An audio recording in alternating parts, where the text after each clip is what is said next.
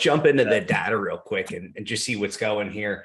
And I watched the Altos, and for those that don't subscribe to it, I'm going to go to it right here. Subscribe to this on YouTube, Altos Research. He does a weekly update, does a really good job of what's going on. Redfin has the other really good data. They all probably use the same data, probably from Attom. And what he's basically saying is looks like real estate's coming in for a soft landing is the way he termed it. And prices, prices are still selling for record highs, obviously, but inventory is growing, but it's not growing as quickly as it was a couple of months ago, which makes a lot of sense. This time of year, people don't list as many properties. We're getting in towards the end of the summer here, going in towards the fall where inventory will decrease. Just as far as new inventory being put on there, there's going to be less activity going on there. And we're still, the way he's looking at it, we're still going to be about half of normal market inventory, which is a little over 1 million, and we'll be around 500. And I think he's saying around 530,000. But if you go to this video here, he talks about potentially revising his numbers downward. Yeah, I mean, everyone's taking, I feel like last week and this week, everyone in the world's taking vacations. So yes, no one's looking at houses from a retail perspective. No, none at all. It really that's why inventory crept up. So I would expect that curve down a little bit.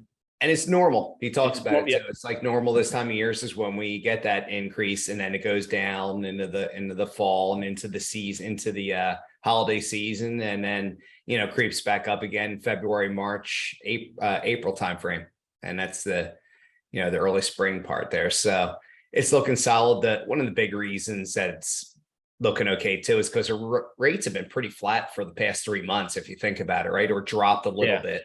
I mean, 2 calls ago, we talked about it overshot, went from 3 something to 6 something. We're thinking the way the markets react these days, they almost like oversell, overbuy, whatever you want to call it, whatever. Yeah. And rates kind of did the same thing. They came back down into the 5s a little bit. They did. And, you could do the 15-year 4.75 right now. So lower 5s is still pretty good. When you're talking about historical rate in this country of 8%, we're still well below that. Yep. So we're in good shape as far as rates go for now. We'll see. Obviously, a black swan event could change everything, but looking at things, we can only look at what we have in front of us. We can't predict black swan events. So we just look at what we're getting here, and everything looks solid. The auction companies are starting to take lower and lower numbers. Yeah. It's taken, and talking with Zone, talking with auction.com and Hubzu, all those guys have said the same thing. They're trying to talk their sellers down. Yeah. And to realize what's going on in the market. And I think the sellers now realizing, all right, this is going on in the market. And this is going to bode really well for all of us here come October, November, and December. We're going to probably be getting deals hand over fist, to be honest, like deals that'll surprise us. And that's because that's the time of year we always get them, right, Mike? We take away 20 and 21 with moratoriums and what happened in the world. Prior to like 19 and prior, working with Paul in the auction space, we probably bought 60% of our deals in fourth quarter, like October, November, December. I mean, some years you took off months in the summer just coaching baseball and traveling. You know what I mean? It's just because you get a ton of it in the fourth quarter, and it makes sense if banks are on a calendar year basis. That department, they want to get those bad assets off by year-end books essentially, and they're willing to go lower on numbers. And I'm seeing it a lot already. Just looking at properties each week, I mark some that's come back when lower, reevaluate when they're at this number. They were at this number before, and now all of a sudden I'm seeing larger and larger drops where I'm reevaluating properties that kind of just been going on the auction cycle for a few months now. Now they're at a number that makes sense, and I'm reevaluating it since it's a few months old and putting in more bids. Yep. And now's the time also when we're looking, when they counter us at this time period now, just stick with your number. Don't go up on their counter at all. Stick with your number. And if they don't accept it this time, they may accept it in another cycle or 2 down the road. So stick with your numbers, just be a little bit more conservative with stuff. And that way your spread, your profit spread will be bigger than you anticipate anyway. That's what we hope for. And I think, they're talking about, as far as Altos is concerned, he's talking about real estate growing in the 3 to 5% range in 2023. And that's solid. That means we're not a falling market. We're a flat to slightly rising market, which makes sense, right? And it makes sense. That's a national average, right? There's volatility in local markets. Yeah. Yep. That's the national average. You're going to have markets where it's going negative.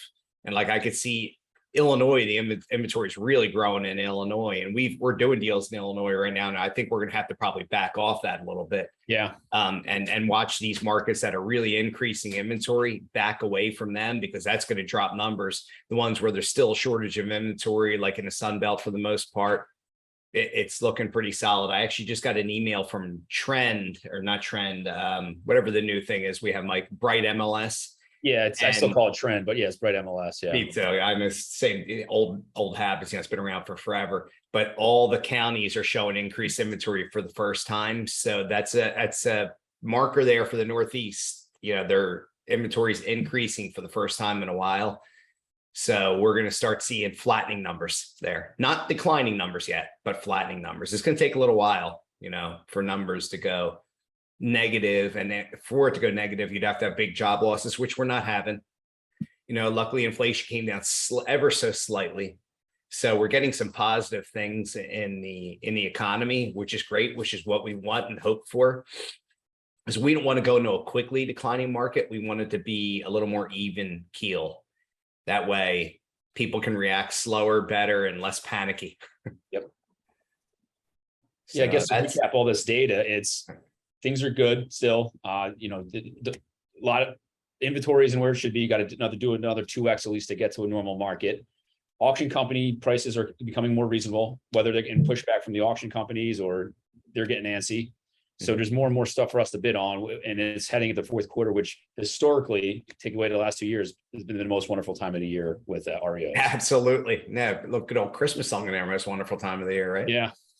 Let's look at new listings, like on Redfin. That's why I love this. You can look at all these numbers, right? And you'll see where we are right now. And new listings are dropping, right? And that's just normal. This time of year, they do. Look, it's following almost identically with other years, if you just look at this. So that's pretty typical. Pending sales should be down. Yep. And they're dropping, right? They're continuing to drop too as inventories dropping, not too far off from, what are we, 2019 here, which is our last normal market. Yeah. So we're pretty similar to that. And that was still a hot market, right? Still a red hot market. So if you start looking at, here's off market properties. That's pretty interesting to have the off market data, but it's pretty similar. You're still following the same things. Homes sold, these should be lower numbers because there's less inventory. New listing median prices coming down, which is what you want to see, right? It's starting to come down now, but not straight down, flattening down. And that's what you want to see. Median sale price is still really good, even though it's coming down. It's still really good, 381,000. See, days to close is pretty similar. It's a little bit quicker now than it was. It's 27 days now. Just like a day and a half off of a day and a half off of the last couple of years. No big deal there. And what is this one here? Oh, this is price per square foot. So this is nice and flat. But you want to see all the things we're looking at here are all pretty good and pretty flat. Now, this is a new article I just saw. I don't know how much you want to put in this from CNBC, and it just, part of it's clickbait, probably a little bit, just, probably, but they're talking about like the top 10 states with the most stable housing market. South Dakota, of course, it's going to be stable. We have a small population there. You're not going to have a whole lot of change, but they get into some interesting stuff. The appreciation was 20%, and underwater mortgages less than 5%. So that's really, really good. And then the Carolinas, we always love the Carolinas. Even less underwater mortgages there, appreciation 21%. This, year over year, this is appreciation. And Arizona, which you expect to see in the Sun Belt here, pretty good appreciation, 27.4. Very few underwater mortgages there, but a part of that is because it did increase so much that you have less underwater mortgages. Then you probably have a lot of retirees moving down there, and they're just cashing out the old house and paying for cash down there. Absolutely. And Vermont, again, you don't have a lot of data here. It's small. It appreciated 20%, which blows my mind. And it's a stupid state. I would avoid it at all costs. The reason why I want you guys to avoid Vermont, they have a 15% land gains tax and a 12.5% out of state tax, or flip that. It could be vice versa. Mike and I did a deal years ago that should have been like a $25,000 wholesale fee, and we ended up getting $12,500 instead, because all Bernie Sanders' taxes lovely taxes he put on there. And I had a nice screaming match with a lady at a title company there saying, what the hell are you doing? Vote for this idiot. And they love Bernie, like, enjoy it. Your housing market will not do what other markets do. So I avoid and intentionally avoid that state. I don't want The only thing I like about Vermont is their IPAs. They make that's IPAs. exactly right. Great IPAs and good, well, somewhat good skiing, but it's still too windy and gets too cold there. We get Tennessee, another state I love. Good 24% increase. Underwater mortgages low. What do we got here? Yeah, Texas, no surprise, obviously. Idaho. Yeah, Idaho is good, right? And that's A lot of Silicon Valley moving out there. a lot of California moving there. They're starting to get more inventory, but still a good place. There's still a lot of people looking there. I can't blame them one bit. Texas obviously is always going to have big appreciation. Texas is one of those markets during the 2008 financial crisis that only had like a 10% correction. That's important, guys, to know that, like, they did not get hammered like others, mostly because they have so much business, so many jobs there, and there's so much opportunity. It's a good place to raise a family and a good place to run a business. So Texas will always be high up there with me. And again, it didn't appreciate as much as these other markets. See, 19.3%. It did skyrocket, but not as much as Florida or as Arizona or some of these other markets. You see Florida here, 26% roughly. Low underwater mortgages, which is always good. Part of Arizona and Florida lower underwater mortgages is also because there's so many cash buyers that are buying down there. These are baby boomers retiring. And if they get mortgages, they're going to be smaller mortgages on a good percentage of these people anyway. Washington, a lot of this is from Spokane, western side. Eastern growth for the state of Washington. Again, another no income tax state, nice growth and low underwater mortgages. Now, Utah is listed as number one. Utah is going through a major correction right now. The reason I know this, in Investor Fuel, there's 4 different members there that are from Utah, and their inventory has quadrupled in the past couple of months. Quadrupled. What's the driver? That's going to change their appreciation drastically. Their prices are all falling on everything. There's just people are stopping going there for whatever reason. And inventory, I don't know whether hedge funds did get involved in Salt Lake City, I believe, but and maybe they've pulled out of there and aren't buying as much, and that increased inventory. I don't know, but they warned me, like, watch Utah right now. It's dropping. It's a falling knife right now. So be careful with Utah with what you see out there right now. All right, and that's that. Again, follow him. It's good. Great data right here. With all this, I'm going to stop my share. And Mike, did you have anything that you wanted to share there, or just anything to add on top? Now, I'll just cover some of the Q&A now that we got pre-call. Let's do it. And I'll just go through it in chronological order as they came in here in the thread. First question is, hey, Mike, I would like to address if you could go through the steps of of bidding a property, like what happens from A to Z. Can you make some sort of video showing what happens? Here's the video. You actually record yourself speaking to an agent about the property. And then could I just see how it's done? What happens when you win the bid, how the money's sent, what time, as a coaching call through. Okay, sorry. I'm just reading verbatim. So there's a few things in there. I guess let's start with the bidding process, right? So we will first, once you analyze the property and its potential deal, reach out to agent, confirm your comps. If they can walk the property for you, that's great too. If there's access, or if they can look in the windows, if it's a 1-story rancher, to confirm repairs. Once you did all that, you could then determine your maximum bid offer. And then what you do is, from a strategy perspective, let's just say your maximum bid's 100, but opening bid 75K. Don't go to 100 right away. Place the opening bid at 75 and watch it. You might be the only one bidding, and then you might end up as the highest bidder at 75.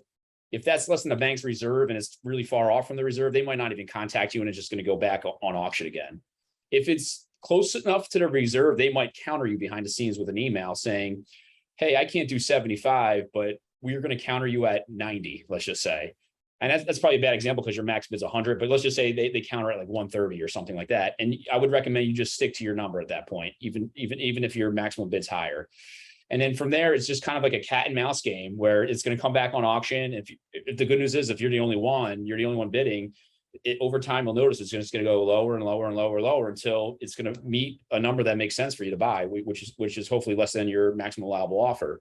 So that's kind of an example of how to bid. Now, once the bid is won, you get basically a checkout form, fill that out, and then you start signing some contracts, typical than any real estate transaction. And then from there, reach out to your title company.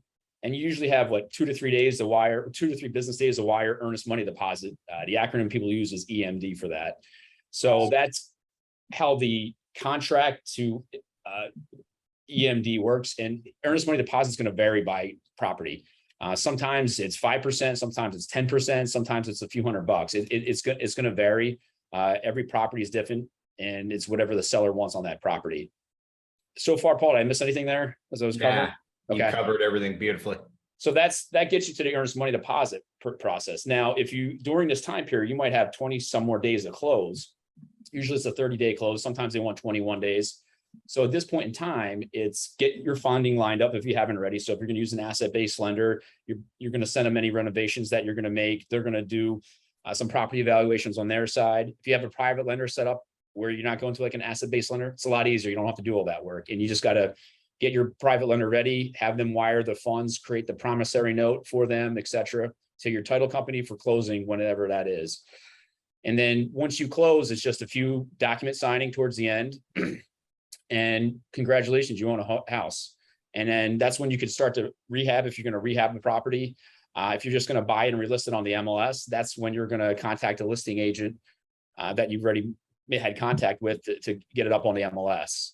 So hopefully that, I think that covers, let me go take a look at all the questions he had there. I guess the only other thing is, he asked, I don't feel awkward doing this because you have to tell the agent to record the line, but he wanted almost a recording of us speaking to an agent about a property.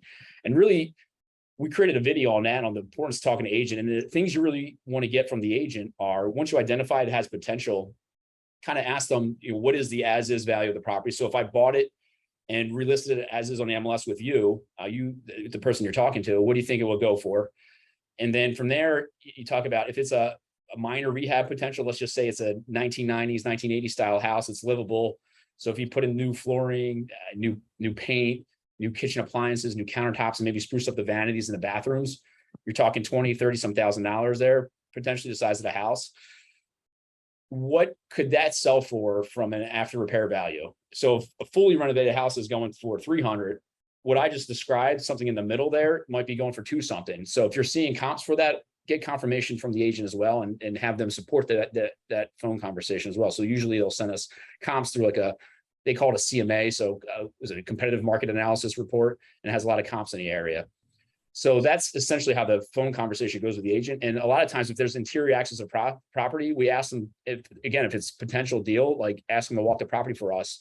A lot of times they'll do a video walkthrough and provide us photos, and hopefully their pictures reflect the pictures you saw on the auction site. If so, your analysis is pretty spot on. And a lot of times we've even got from agents more recent photos where, hey, in this bathroom, I'm noticing this, and now our rehab budget goes up even more. So we adjust our maximum bid. So there's a lot of pros to get the agent to the property as well when there is interior access. Yeah. Paul, do you want to add anything there? Just one more real quick resource for you real quick. Ted Snyder's brother, who's an agent in California. If you guys are having trouble finding realtors, somebody to work with here, I could put you in contact with him. He will find a realtor for you. He's going to get a piece of that action, right? He ends up negotiating something with him, but he'll actually try to find a decent agent for you too. Is that so just Ted told me that? Yeah, we can use that as a resource. So I'll have to get his info. Is that just for California though? No, anywhere in the country, he'll find it for you. We'll drop that info in the show notes, kind of once we post the recording. All right, so that's that can be one of the biggest challenges, right? Finding a good agent in there, and it's time consuming. So it's another potential outsource for you. Yep, that's a good point. And then the next question, Jake, is actually from you. What are the 3 things someone like yourself, just starting off, should be doing, and the best piece of advice for new people like yourself? I mean, just keep doing what you're doing, Jake, just because I kind of talk to you ongoing. So, I mean, you have a great attitude. You need motivation. You should, when I say you, not just you, like people in general, like people starting out, you need to set goals. For me, I'm not new, but for me, I have goals every week and every day. And, this day is maybe looking at existing properties on this auction site. The next day is looking at existing properties on the next auction site. Because every week I have my virtual assistant update properties for me, new and existing. And I have different days of the week to kind of manage and balance my time. And I know Mondays is new auction property day. Tuesdays might be existing auction properties on these properties to see if those values drop that we talked about earlier. And if they did, quickly reevaluate again and place a bid. So having that kind of structure and organization in your life, I think, is key.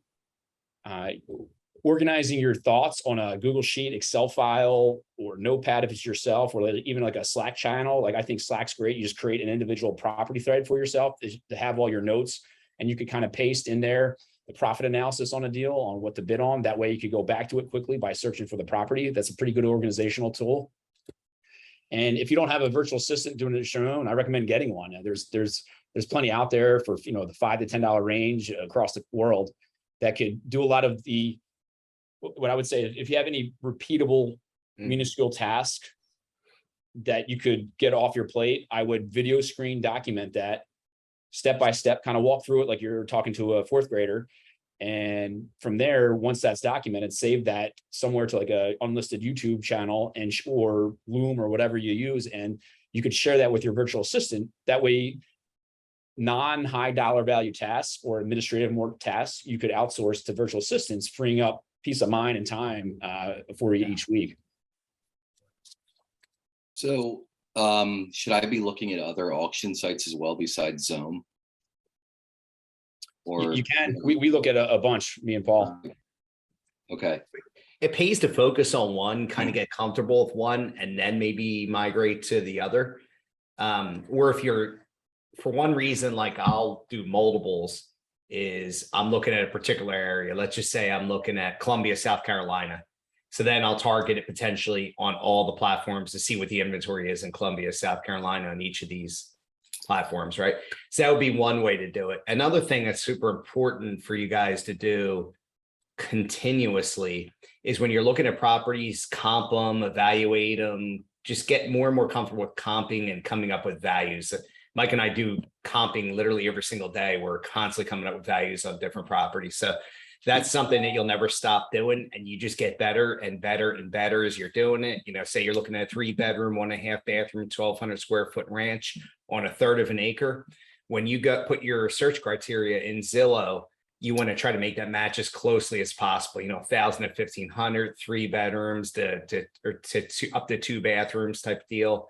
Up to 1/2 of an acre of land. So that way you're comparing apples to apples instead of looking at something that's, a 3-bedroom and you're getting 5-bedroom comps, on 2 acres of land. So you got to make sure you get really good with comping and really tighten that up to get your numbers really strong.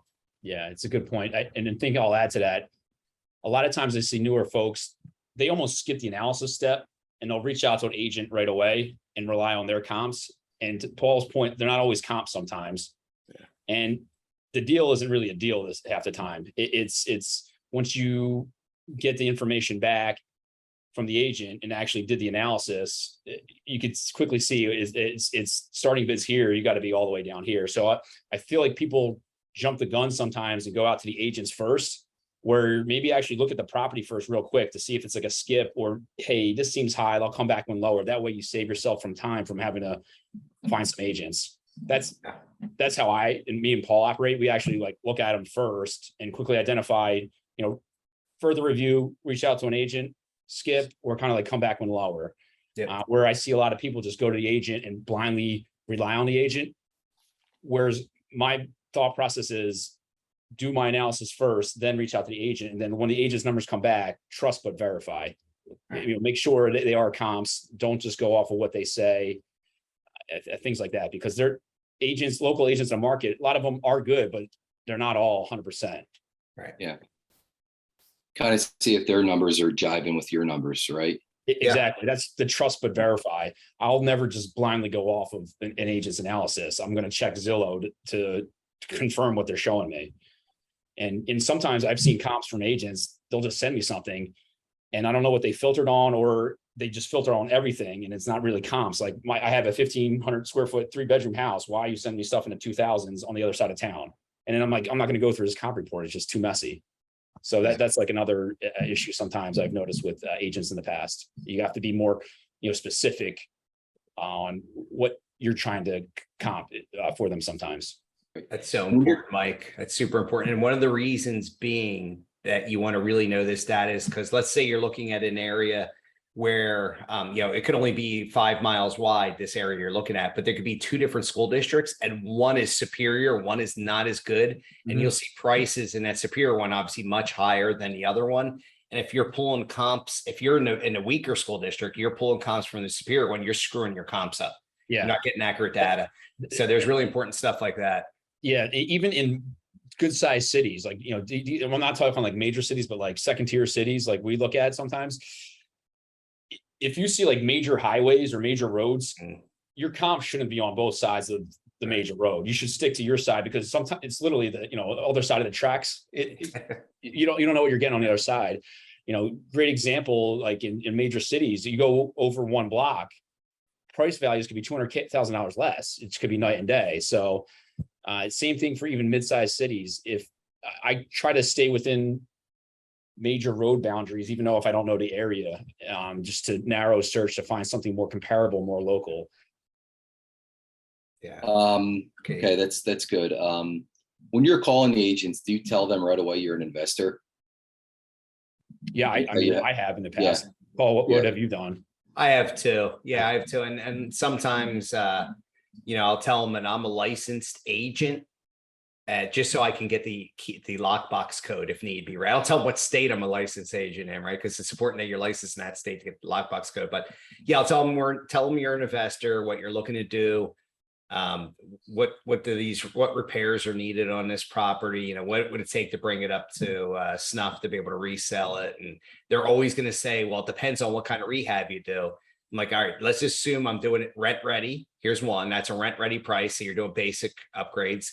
And I want the full scale rehab price too. So you can get a couple different numbers there. Or really when you're asking, you want to know the as is value, what it's worth as it sits, and then the after repair.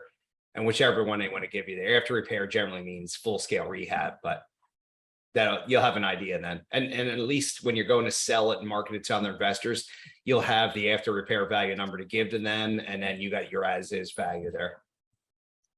And try different communication methods too. Like I usually start off with a call. In the past, when I noticed when I first started doing this a long time ago, it's like when I just sent emails or texts, I wouldn't get responses because it's almost like a scam. It felt like to the agent, whereas I'll actually start with a call. And if I leave a voicemail, I could then follow up with an email. So at least they know I'm a real person type of thing. And I feel like that's more powerful from that initial conversation, starting with a call. Obviously, once you have a relationship, you can move to other mediums of communication like text or email, whatever they prefer. Yeah, I've been calling and then shooting a text. Text is the preferred. I will tell you right now, all the realtors I'm contacting, their voicemail say, for a quicker response, please text me. Yeah. Right. And I'm the same way because it is quicker and easier rather than getting on the phone. And, a 10-minute conversation can be done in a 15-minute text length string. Right. So it's all about saving time, and they're constantly running around showing houses. So try texting the number. That usually gets the quickest response. If not, if you don't get it, email and call. I do all three as much as I can. Yeah. I mean, everyone has a different favorite communication method. You just got to figure it out. Yeah. Okay. But in the past, I started on a cold one with calls sometimes, just so it felt less scammy. Like, I don't know, because sometimes I would send emails and people wouldn't respond, and I would follow up with a call and they would say, oh, I thought it was a scam or something. I just deleted your email. And so I flipped my order of operations. Yeah. I just started calling and then kind of just tell them right away I'm an investor. If they get scared off, I kind of walk them through, what we do. And, Yeah. And I don't jump with an investor. I use my sales skills a little bit. I kind of just, I've led with, hey, I'm looking at a bid on this property. I've been on several properties a year. I'm an investor. We're looking to buy, renovate, and resell them. I'd be interested to see if we could list with you. So I kind of like tell them up front, I want to use you as business. Yeah. That way they'll listen more. That's good. Yeah. It's not like we're just trying to get free information out of them. I'll tell them up front, I'm looking to do this. I want you as my agent. I've seen good reviews or whatever it is online type of thing, and go from there. Yeah. And if you can get them involved, if they're helping you with the info, you add them as your realtor when you're putting in your checkout form, right? So then they're going to pay a commission. It's probably a small one up front, but then when you relist it with them to sell, they're going to get another commission. So they're going to get the double dip a little bit. Yeah. Which they always appreciate, and they will help with rehab. They'll help you with your best source for contractors are going to be from these agents who have been in this area for the longest time. They'll have the best, most reliable contractors out there compared to us trying to find them on our own. And then remind them, if this deal doesn't work out, if anything that comes on pre-market that kind of fits your buy box, let them know. That's a future deal source for you as well. Off-market or pre-market deals from agents, essentially, that might not be for a retail buyer because they're really dated or they need repairs. Okay.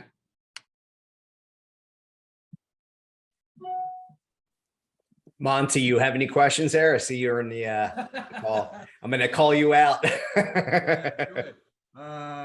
You know, this is exciting stuff. You know, I watched the first webinar you did, and I'm still trying to soak it all in. What was your first buy? My first buy was in Norristown, Pennsylvania. It was a HUD property I bought on HUD Home Store. Picked it up for like $29,500. This is the end of 2001, and sold it for $69,000 a few months later. I think we put $4,000 into the renovation, so it was pretty quick, simple. There's some that are like that, and then there's some that take longer, depending on what you need to do. We're getting into a market again where Mike and I like to sell wholesale as much as we can. Just get them, resell them as quick as possible without doing any renovations. If you have to do some minor ones, like we're doing a clean out of the property in New York, so just quick clean out and then relist. Hopefully it moves quickly that way. We'll do that too, because the clean out makes it look at least a little more presentable, a little bit nicer. So yeah, it's like targeting what markets do you want to go into? What, you know, for us, we're just low lying fruit. We're looking for the best deals out there, so we'll go into any market. But if you want to learn different markets, there's a market that's of interest to you, you know, start with that one. See what's out there, and then, you know, start contacting agents after you come up with some numbers, and you can always hit me up with a text too. What about private lenders? Private lenders, so always want to be trying to find more and more of those. That's gonna be key. Now we have we're using Kiavi, Lending One, Lima One Capital, RCN Capital. There's a bunch of lenders out there. There's probably 30 to 40, if not more, lenders out there, probably 50 plus really, that have gotten, they're all asset-based lenders. They've gotten in there where you could borrow 90% against the property. And so you're going to pay a little higher rate. You're going to pay a point or two, depending on how new you are. Now you'll be new to this, so they're going to hit you with the higher rates.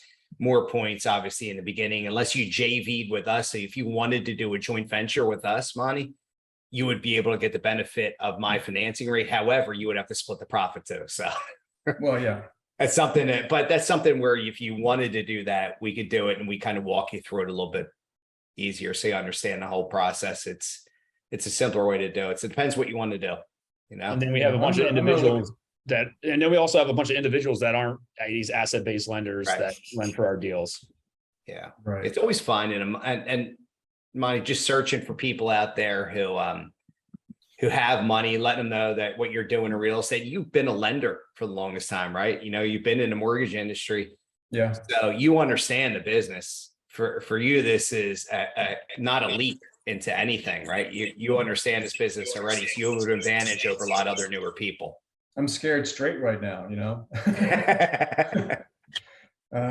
You know, telling my wife I'm going to start buying some property. She's like, what?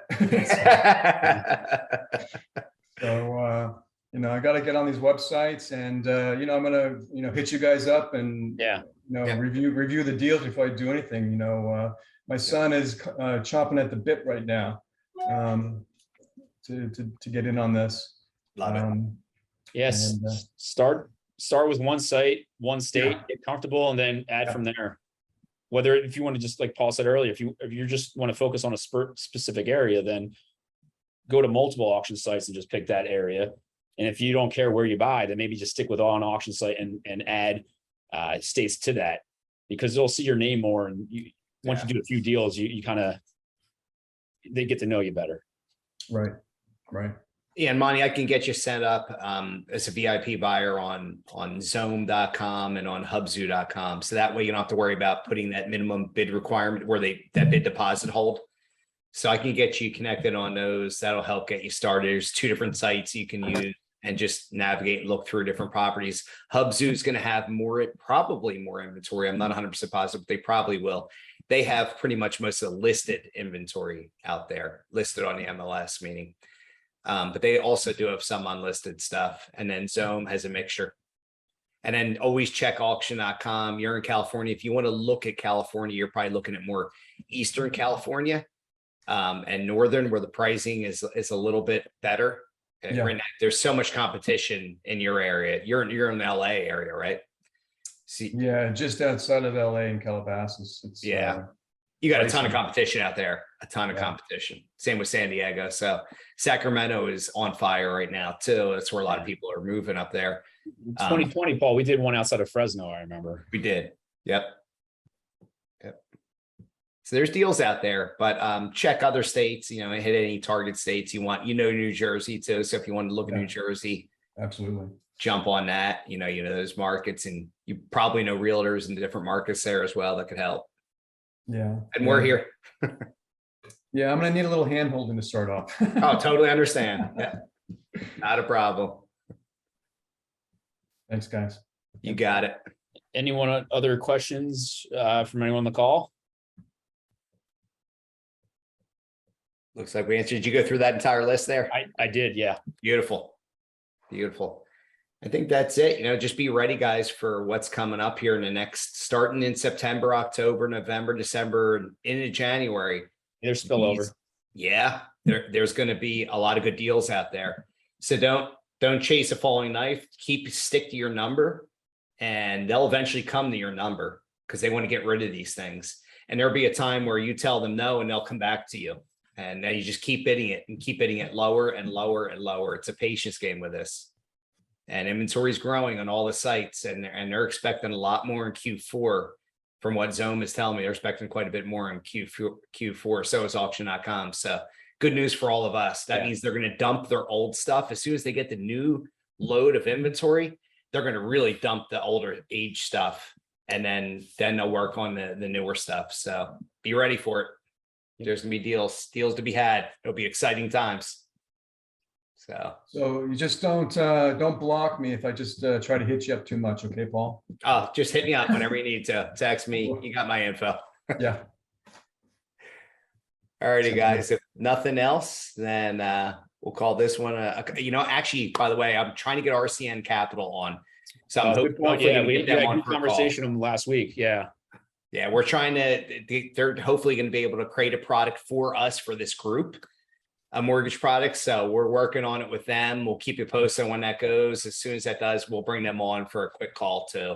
Yeah, that was good news you shared last week for everyone's background info. Paul was at a mastermind meeting, and he ran into the CEO of this RCN Capital, and he's like, "I've seen your name everywhere buying properties." And Paul and him had a good conversation, and hopefully we get a special program out of this. Yeah, we should. I mean, I've known he's an investor. We saw each other at the IMN conference in Miami, and he's in Family Mastermind. He's in 2 of our masterminds that we're in. So he's wanting to do business with us. So hopefully they'll bend over backwards for us. All righty, guys. If nothing else, we will catch you on the next call. See you guys. See ya. Thank you.